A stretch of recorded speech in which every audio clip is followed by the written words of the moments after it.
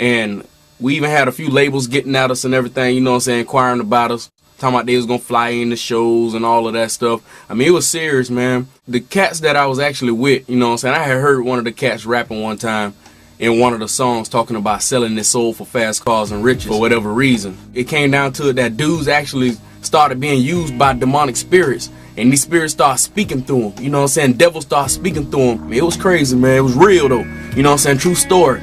It had nothing to do with no drugs or nothing like that. It was just straight crossroads, intersection of the natural realm, you know what I'm saying, and the spiritual realm, you know what I'm saying, butting heads, and I had to make my choice which way I was gonna go.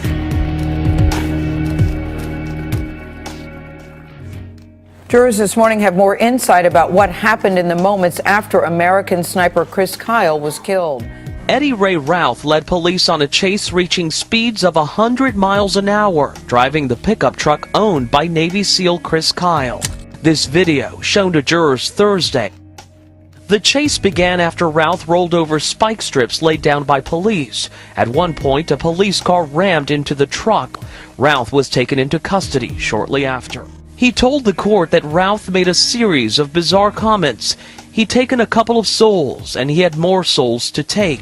One of the responding officers was wearing a body camera. Jurors could hear Routh saying, quote, "I can feel people feeding on my soul." And he asks, quote, "Is the apocalypse upon us right now?" I can read you some of the quotes. Police were talking to him before he took off. And these are some of the things that Routh is quoted as saying. He says, "I don't know if I'm going insane. Is this about like hell is its work is walking on earth right now?" And then he goes on to say, "Is it voodoo that's upon us?" And finally he says, "Is the apocalypse on top of us right now?"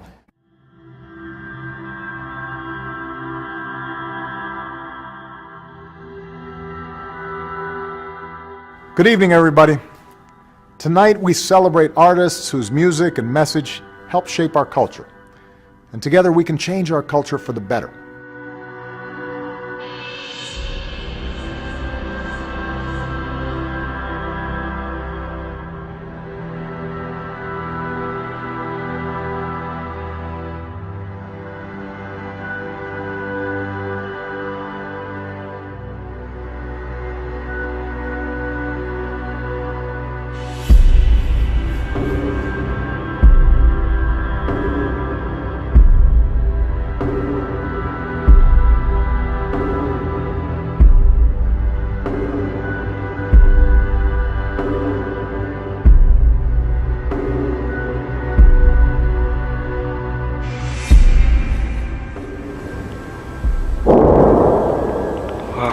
Huge.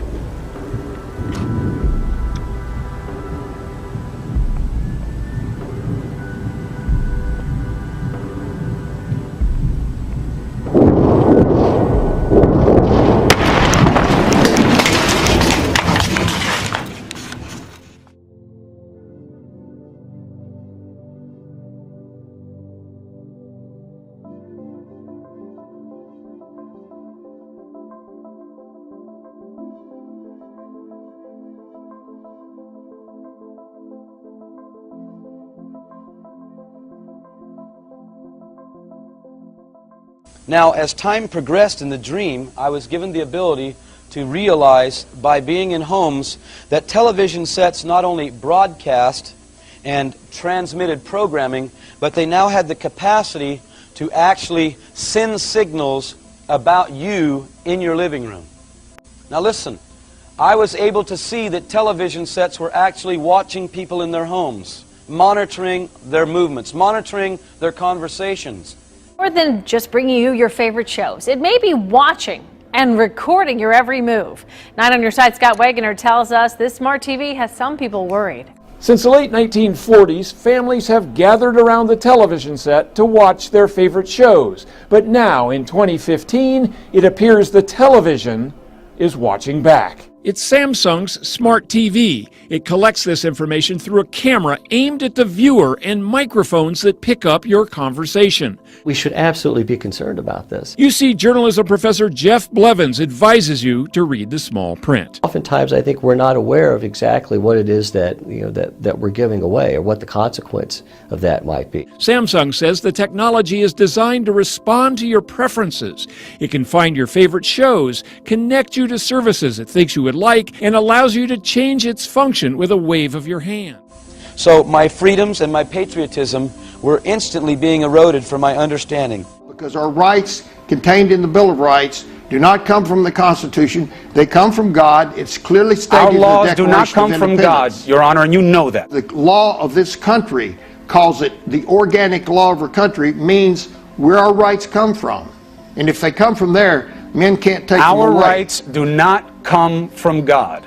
For journalists in this country, the realization that the government is spying on their communications is becoming more and more common. That's according to a new study from the Pew Research Center.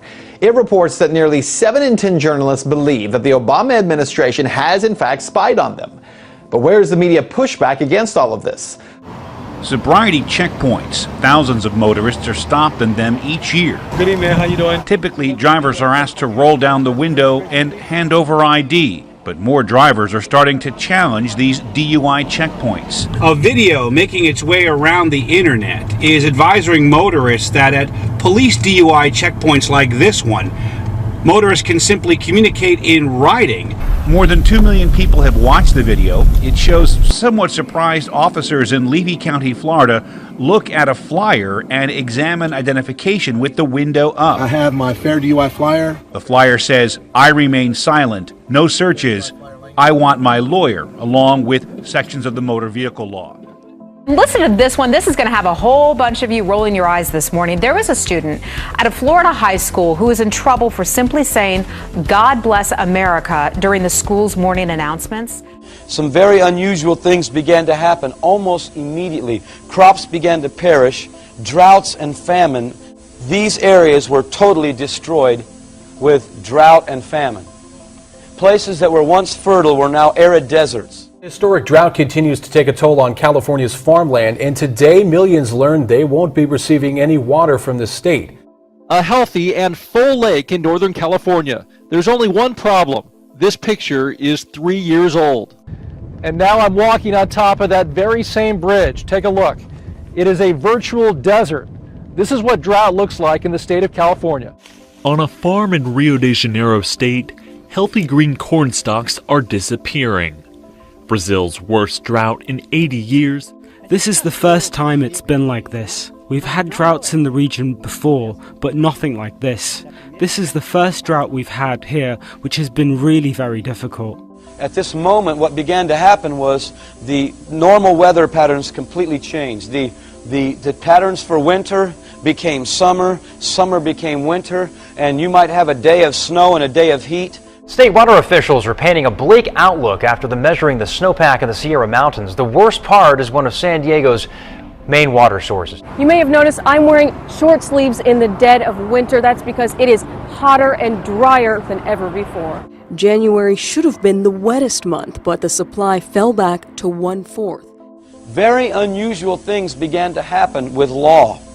I began to see local municipalities, and no longer were police departments the enforcers of the law of municipalities, but military police driving very unusual looking vehicles that I now know to be called Humvees. Covering St. Lucie County, police in Fort Pierce now have a new tool to fight criminals. They unveiled a U.S. surplus battle wagon. It's a 6-wheel, 30-ton armored vehicle worth $700,000. But get this, the agency only paid $2,000 for it. Officer Keith Holmes says it's a great addition.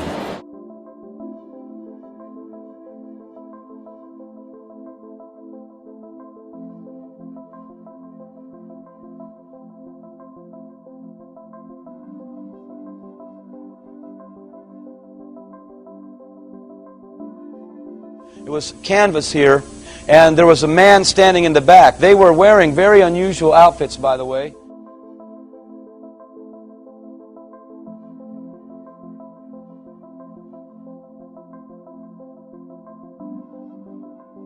on the top of them, I began to see cameras, little white oval-looking, hot dog kind of looking cameras.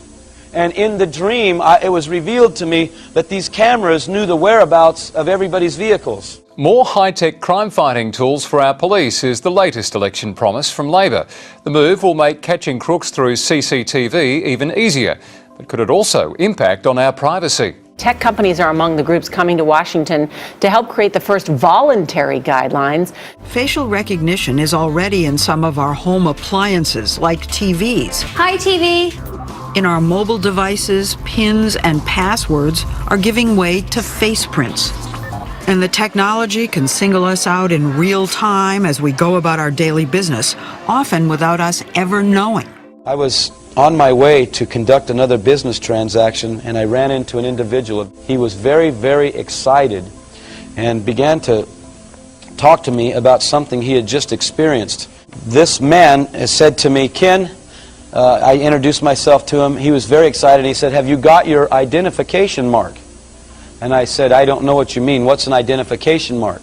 He says, they've just enacted a new identification mark. And by the way, this started with a voluntary implementation first. You did it voluntarily first. This man told me you ought to get yours done real soon to avoid the hassle, because soon everyone, they say, will have to have this to conduct business. And finally this morning, no need to worry about forgetting your work ID with this development. A new office facility in Sweden is offering workers the option to have a microchip implanted to give them access to the building. Now, the chip is about the size of a grain of rice and would be implanted in the hand. Cecilia Osterholm starts her day with this new technology. She swapped her keys for a chip in her hand that uses a radio signal to open doors. You have a chip in your hand there? That's right. It's been inserted there. Right. So that's how do you open it? Forget wearable technology. Swedish office worker Lynn Kowalaska is having it implanted under her skin. A microchip about the size of a grain of rice is injected into her hand.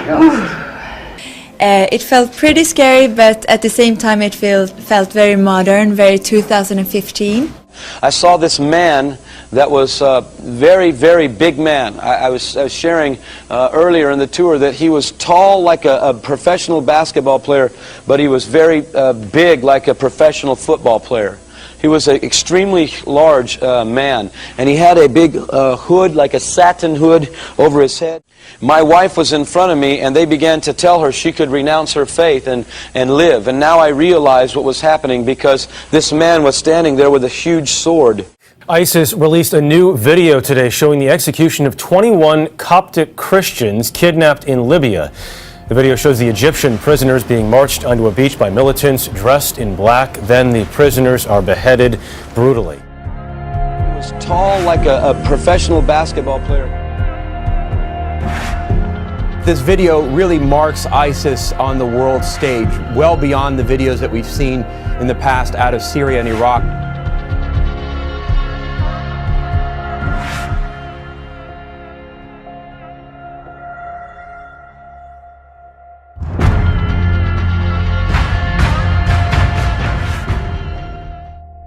Stranded on a notorious stretch of coast in New Zealand. Almost 200 pilot whales have beached themselves. Around 25 of the animals have already died, and more are expected.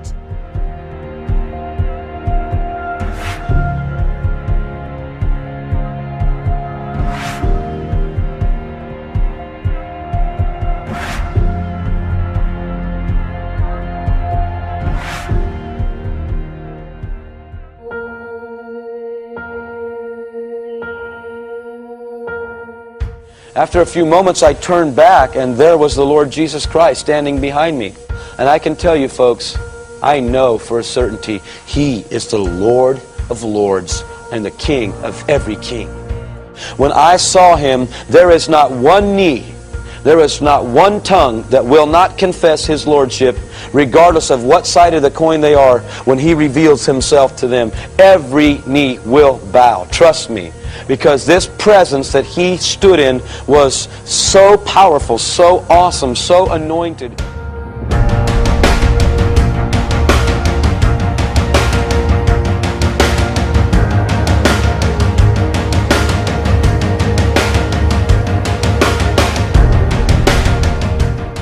really heard the gospel in its purest, you know what I'm saying, in purity and in truth, you know what I'm saying. I ain't know that Jesus Christ was the only way.